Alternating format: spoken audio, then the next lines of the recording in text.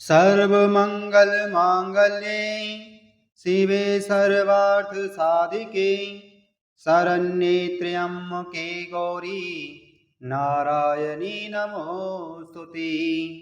जय माता दी। प्रिय भक्तगणों, आज मैं आपको श्री दुर्गा सप्तशती के 8वें अध्याय की कथा सुना रहा हूं। श्री मार्कंडेय जी बोले, चंड और मुंड नामक दैत्यों के मारे जाने तथा बहुत सी सेना का संहार हो जाने पर दैत्यों के राजा प्रतापी सोम के मन में बड़ा क्रोध हुआ और उसने दैत्यों की संपूर्ण सेना को युद्ध के लिए प्रस्थान करने की आज्ञा दी। वह बोला, आज उदययुध नाम के 86 दैत्य सेनापति अपनी सेनाओं के साथ युद्ध के लिए कूच करें।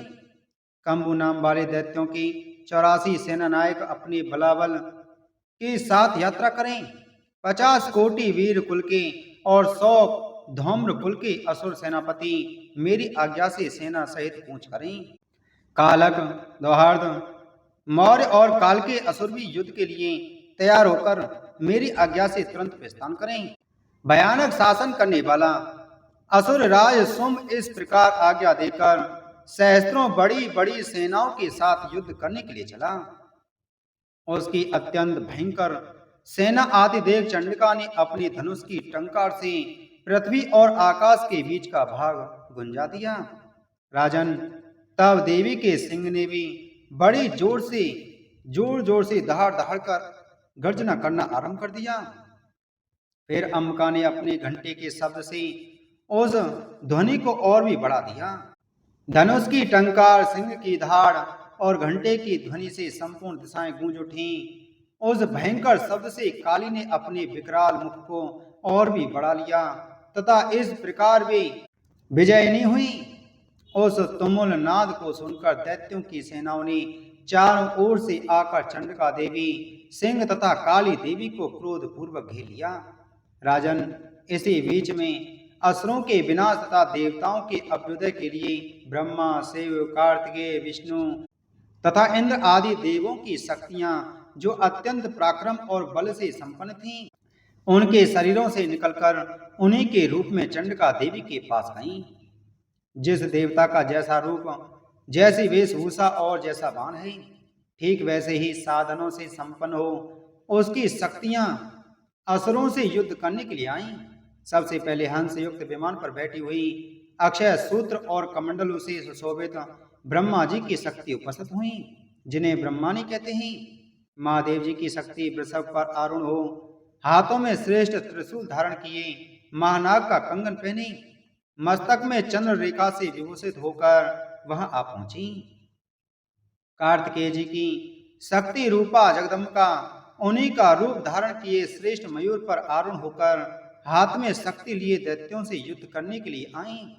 इसी प्रकार भगवान विष्णु की शक्ति गरुड़ पर विराजमान हो शंख, चक्र, गदा, सारंग तथा खड़ग हाथ में लिए वहां आई। अनुपम यज्ञ बारहा का रूप धारण करने वाली श्री हरीश की जो शक्ति है, वह भी बरहा शरीर धारण करके वहां उपस्थित हुई। नारसिंगी शक्ति भी नरसिंह के समान शरीर धारण करके वहां आई। उनकी गर्दन के बालों के झटके से आकाश के तारे बिखरे जा रहे थे। इसी प्रकार इंद्र की शक्ति वज्र हाथ में लिए गजराज ऐरावत पर बैठकर आई। उनके भी सहस्त्र नेत्र थे। इंद्र का जैसा रूप है वैसा ही उनका भी था। तदंतर उन देव शक्तियों ने से घिरे हुए महादेव जी ने चंडिका से कहा, मेरी प्रसन्नता के लिए तुम शीघ्र ही इन असुरों का संहार करो। तब देवी के शरीर से अत्यंत भयानक और परम उग्र चंडिका शक्ति प्रकट हुई, जो सैकड़ों गिदड़ियों की भांति आवाज करने लगी थीं। उन अपराजिता देवी ने धूमिल जटा वाले महादेव जी से कहा, भगवान, आप सुम निसुम के पास दूत बनकर जाइए और उन अत्यंत गर्वीले दानव सुम एवं निसुम दोनों से कहिए, साथ ही उनके अतिरिक्त भी जो दानव युद्ध के लिए वहां उपस्थित हों, उनको भी यह संदेश दीजिए, दैत्यों, यदि तुम जीवित रहना चाहते हो तो पाताल लोक को लौट जाओ। इंद्र को त्रिलोकी का राज मिल जाए और देवता यज्ञ भाग का उपभोग करें। यदि बल के अभिमान में आकर तुम युद्ध की अभिलाषा रखते हो तो आओ, मेरी युगनियों के तुम्हारे कच्चे मांस से तृप्त होंगी।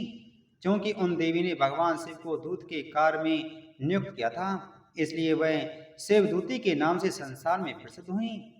वे महादैत्य भी भगवान शिव के मुंह से देवी के वचन सुनकर क्रोध से भर गई और जहां कात्यायनी विराजमान थी उस ओर बढ़ी। तदंतर वे दैत्य अरमस में भरकर पहले ही देवी के ऊपर बाणों की शक्ति और रिष्टि आदि अस्त्रों की वर्षा करने लगे। तब देवी ने भी खेल खेल में ही धनुष की टंकार की और उससे छोड़े हुए बड़े बड़े बाणों द्वारा दैत्यों के चलाए हुए बाण, शूल, शक्ति और फरसों को काट डाला। फिर काली उनके आगे होकर शत्रुओं के शूल के प्रहार से विदीर्ण करने लगी और खड़वांग से उनका कचूमर निकालती हुई रणभूमि में विचरने लगी। ब्रह्मानी भी जिस जिस ओर दौड़ती उसी ओर अपने कमंडलू का जल छिड़ककर शत्रुओं के ओज और पराक्रम को नष्ट कर देती थी। माहेश्वरी ने त्रिशूल से तथा वैष्णवी ने चक्र से और अत्यंत क्रोध से भरी हुई कुमार कार्तिकेय की शक्ति से दैत्यों का संहार आरंभ किया।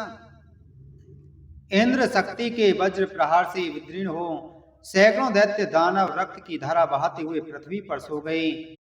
बाराही शक्ति ने कितनों को अपने नुथोन की मार से नष्ट किया। दाढ़ों के अग्रभाग से कितने की छाती छेद डाली तथा कितने ही दैत्य उनके चक्र की चोट से विदीर्ण होकर गिर पड़ी। नारसिंह भी दूसरे महादैत्यों को अपने नखों से विदीर्ण करके खाती और सिंहनाद से दिशाओं एवं आकाश को गुंजाती हुई युद्ध क्षेत्र में विचरने लगी। कितने ही असुर शिवदूती के प्रचंड अट्टहास से अत्यंत भयभीत हो पृथ्वी पर गिर पड़े और गिरने पर उन्हें शिवदूती ने उसी समय अपना ग्रास बना लिया। इस प्रकार क्रोध में भरे हुए मातृगणों को नाना प्रकार के उपायों से बड़े बड़े असुरों का मर्दन करते देख दैत्य सैनिक भाग खड़े हुए। मातृगणों से पीड़ित दैत्यों को युद्ध से भागते देख रक्तबीज नामक महादैत्य क्रोध से भरकर युद्ध करने के लिए आया। उसके शरीर से जब रक्त की बूंद पृथ्वी पर गिरती तब उसी के समान शक्तिशाली एक दूसरा महादैत्य पृथ्वी पर उत्पन्न हो जाता। महाअसुर रक्तबीज हाथ में गदा लेकर इंद्र शक्ति के साथ युद्ध करने लगा। तब इंद्र ने अपने वज्र से रक्तबीज को मारा। वज्र से घायल होने पर उसके शरीर से बहुत सा रक्त टपकने लगा। उसके शरीर से रक्त की जितनी बूंदें गिरी उतने ही राक्षस उत्पन्न हो गए। वे सब रक्तबीज के समान ही वीरवान, बलवान तथा पराक्रमी थे। रक्त से उत्पन्न होने वाले वे राक्षस भी अत्यंत भयंकर अस्त्रों शस्त्रों का प्रहार करते हुए वहां मातृगणों के साथ घोर युद्ध करने लगे। उन्हें वज्र के प्रहार से जब रक्तबीज का मस्तक घायल हुआ तब रक्त बहने लगा और उससे हजारों राक्षस उत्पन्न हो गई। वैष्णवी ने युद्ध में रक्तबीज पर चक्र का प्रहार किया तथा इंद्र ने उस दैत्य सेनापति को गदा से चोट पहुंचाई। वैष्णवी के चक्र से घायल होने पर उसके शरीर से जो रक्त बहा और उससे जो उसी के बराबर आकार वाली सहस्त्रों महादैत्य प्रकट हुए, उनके द्वारा संपूर्ण जगत भर गया। कुमारी ने शक्ति से, बराई ने खड़ग से और महेश्वरी ने त्रिशूल से महादैत्य रक्तबीज को घायल किया। क्रोध से भरे हुए उस महादैत्य रक्तबीज ने भी गदा से सभी मात्र शक्तियों पर अलग अलग प्रहार किया। शक्ति और शूल आदि से अनेक बार घायल होने पर जो उसके शरीर से रक्त की धारा पृथ्वी पर गिरी, उससे भी निश्चय ही सैकड़ों असुर उत्पन्न हुए। इस प्रकार उस महादैत्य के रक्त से प्रकट हुए असुरों द्वारा सारा संसार व्याप्त हो गया। इससे उन देवताओं को बड़ा भय हुआ। देवताओं को खिन्न देख चंडिका ने काली से शीघ्रतापूर्वक कहा, चामुंडे, तुम अपना मुंह और भी अधिक फैलाओ तथा मेरे शस्त्राघात से गिरने वाली रक्त बिंदुओं और उनसे उत्पन्न होने वाले महादैत्यों को तुम अपने इस उतावले मुख में खा जाओ। इस प्रकार रक्त से उत्पन्न होने वाली महादैत्यों का भक्षण करते हुए तुम रण में विचरती रहो। ऐसा करने से उस दैत्य का सारा सब रक्त क्षीण हो जाने पर वह स्वयं ही नष्ट हो जाएगा। उन भयंकर दैत्यों को जब तुम खा जाओगी तब दूसरे नए दैत्य उत्पन्न नहीं हो सकेंगे। काली से यह कहकर चंडिका देवी ने शूल से रक्तबीज पर प्रहार किया। तब काली ने अपने मुख में उसका रक्त ले लिया तो रक्तबीज ने वहां चंडिका पर गदा से प्रहार किया, किंतु उस गदा प्रहार ने देवी को तनिक भी वेदना नहीं पहुंचाई। तत्पश्चात रक्तबीज के घायल शरीर से बहुत सा रक्त गिरा, किंतु जो ही वह गिरा त्यों ही चामुंडा ने उसे अपने मुख में ले लिया। रक्त गिरने से काली के मुख में जो महादैत्य उत्पन्न हुए उन्हें भी वह चट कर गई और उन्होंने रक्तबीज का रक्त भी पी लिया। तत्पश्चात देवी ने रक्तबीज को, जिसका रक्त चामुंडा ने पी लिया था, वज्र बाण खड़क आदि से मार डाला। राजन, इस प्रकार शस्त्रों के समुदाय से आहत एवं रक्तहीन हुआ महादैत्य रक्तबीज पृथ्वी पर गिर पड़ा। इससे देवताओं को अनुपम हर्ष की प्राप्ति हुई और मातृगण उन असुरों के रक्तपान से मदमत्त होकर नृत्य करने लगी। बोलो भगवती महामाया की जय।